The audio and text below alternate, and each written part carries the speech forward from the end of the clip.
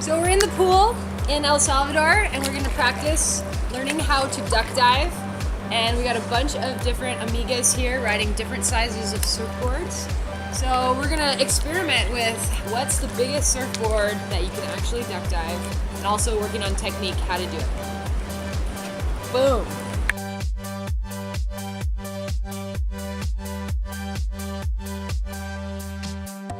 So the key to a good duck dive, number one, you need to have some speed. That's gonna make it easier. Number two, it's a timing thing where you do it on the wave. And then it's also the physical aspect where you put your foot on the back of the board. And that's, all of those things are gonna change a little bit based on the size of your surfboard. I have this little tiny, really cute 5'4", and it duck dives really, really easily. So you wanna get up some speed. You want to have your hands just kind of like right at your shoulder. The first step is to push down. And I like to keep my knee on the board to kind of hold the board, like help it push down. Like you push down with your hands and then you're keeping it underneath you with your knee. And then once you get down to the depth, then you push through with whatever reaches. Like I use these little tiny boards, so a lot of time I'm pushing with my shin right here. And then if I want to go really deep, then I'll put my foot on there. But a lot of times if I'm being lazy and it's not really that big a wave, I just push with my shin. But if I had a longer board and my foot reached the edge of the board, then I would always push with my foot. And then another thing that we've seen girls do that doesn't really work that well is they think they got to get the foot all up. So they go for their duck dive and they like spread the leg out, and then the board goes all like that. So to those girls, I tell them to keep your knees in the middle of the board and then get your foot on from there. So now that you got your body right, let's talk about timing. What you want to do is get some speed up and start your duck dive soon enough that you can get underwater before the wave hits you. You want to get underneath the whitewash so that it can go over you and you come up on the other side. If you start the duck dive too late, the wave hits you before you have a chance to get deep enough. If the wave hasn't broken yet, if it's just cresting at the top, you can wait till the last minute and just kind of duck dive underneath the lip. But if you're dealing with whitewash, you gotta start a little bit sooner so you can get all the way underneath it. The whitewash passes over you and you come up on the other side. Here are a few examples of some amigas giving it a try, and we can talk about what's going wrong. Here's an amiga that's pushing down nicely with her hands, but she's not following through with her leg. So the board doesn't scoop through the wave very nicely. If you have a really good push down, but there's no follow through, then the board just goes out that way. This is what you want the board to do underwater. Scoop down and then come back up on the other side of the wave.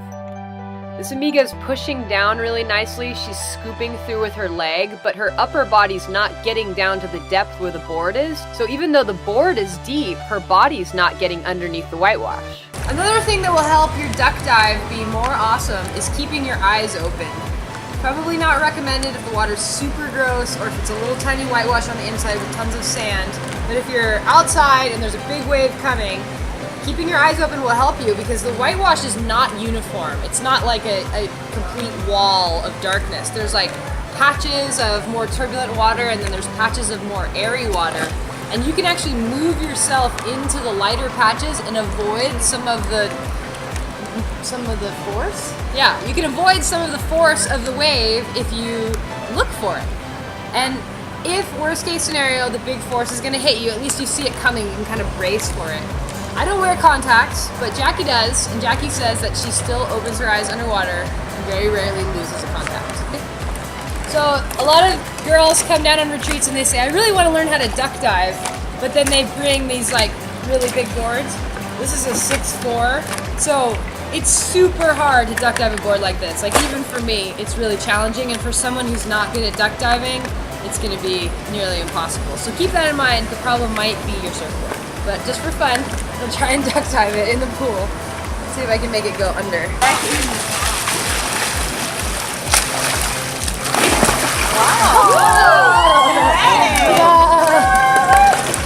So what makes it more difficult? Is it that the width? It's just more buoyant. The length or the width? It's the volume of the board. Like a little tiny board that barely floats, you can duck dive super easy. But a big floaty board just by definition doesn't go underwater very well. So one thing you can do if you do have a big board and you really want to try to duck dive it, to get it underneath, you can scoop it. Yeah. Because it's hard, if you have a big board on the water, if you push this down, it doesn't go because it's got all this volume on the water. So you're displacing all this water to make it go under, which is hard. But if you tilt it, then it'll go under much easier. So if I was out surfing and I wanted to try and duck dive this board, I would tilt it to scoop it and then follow through like normal. And that's how you duck dive. Thank you. Yeah. Now we're gonna need some longboards because Jackie's gonna do how to turtle roll.